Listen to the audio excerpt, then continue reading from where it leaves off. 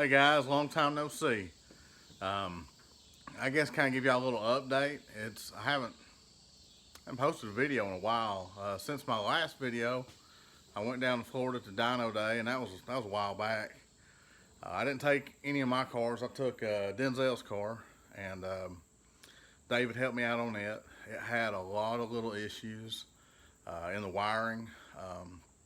But David burned a chip for me, and we got it calibrated to a lightning mass air meter. And I found out the source of all of Denzel's headaches. So certainly appreciate that. And we had a good time. I got to meet 347 Beans at Dyno Day, and he hooked me up with some good loot, including some valve springs. This car has since received some valve springs. And also, VRM sent me a cam. So it's a 512, 212, 218 duration, 114 low separation angle. As a comp, I don't remember the number, like 264 something or another. It worked with his car, worked with his 86 on speed density. And I thought, well, maybe it'll work on mine. And it did. So I've got a speed density car with a cam, and it sounds good and it runs good. So I certainly appreciate you, VRM. Excited about the cam. I think it'll work great for what we're doing with this car. I drove the car last week, and I weighed it while I was at work. We got scales that we pull trucks on and off of, and the car weighed in at 2780. I've got a few more weight loss items to handle. I got a Kirky for the car. I've got to get it installed. Then I'll be in the lap of luxury. I got all the this like heavy rubber kind of stuff is going to come out. Still got door bars in there. They need to come out. And also I'm going to take the mufflers out from under the car. I'm going to take the spoiler off too. That'll be a little more weight off the car. Also, concerning weight loss, the car, not me. I like food too much for that. We pulled the air conditioning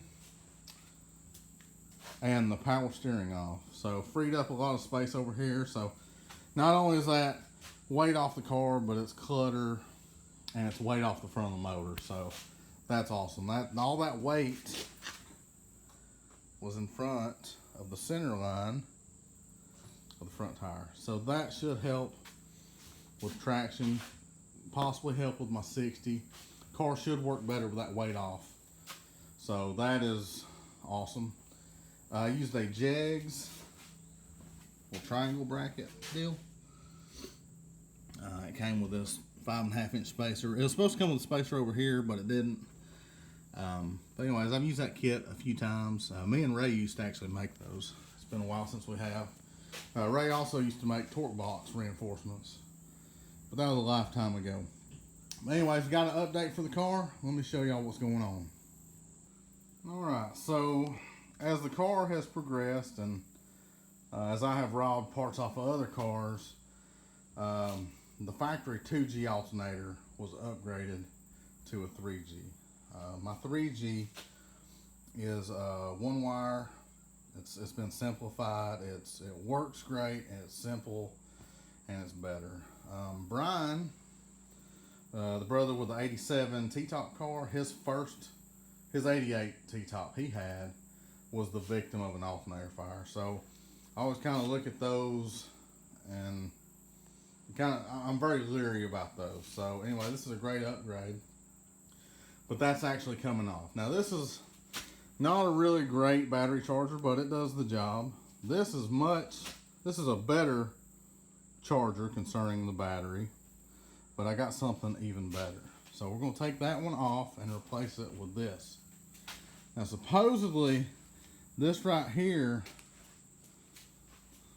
does a super job at charging. Data tag's upside down, but it's a Vortec V3. Apparently it's a supercharger, and you've got to take the alternator off to use that one.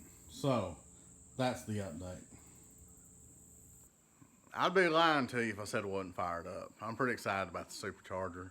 It's something I've wanted for years, but the timing, the deals haven't been right. The timing hasn't been right.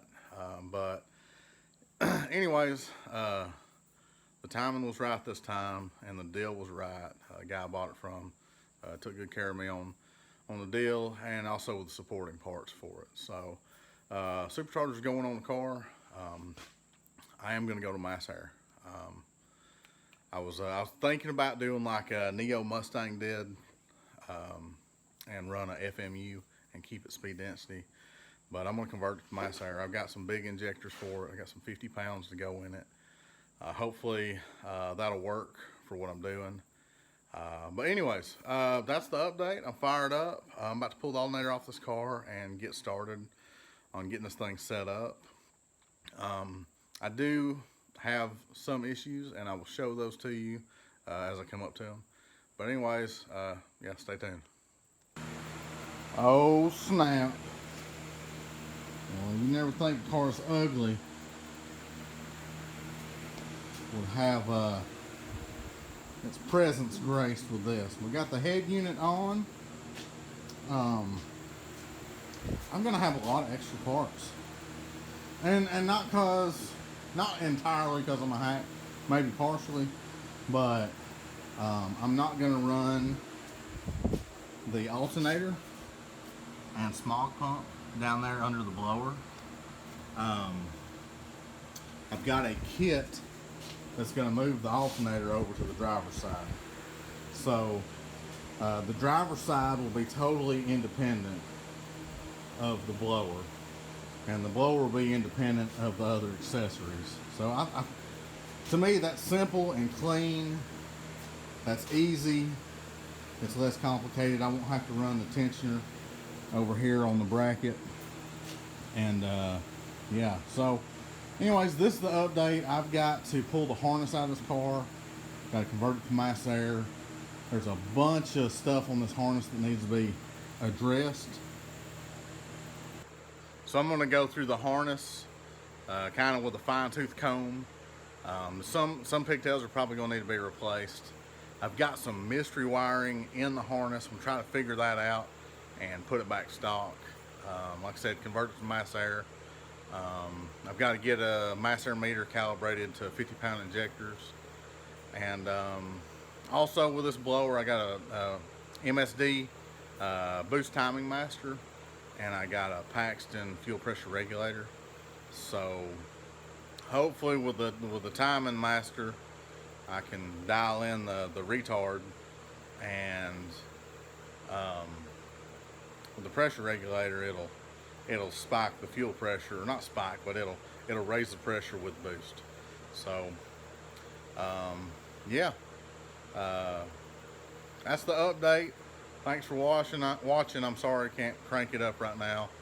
I'm not far enough along, and I don't want to blow the heads off this car, so I need to have all the right pieces in the right places. Anyways, I'll catch y'all later. Thanks for watching.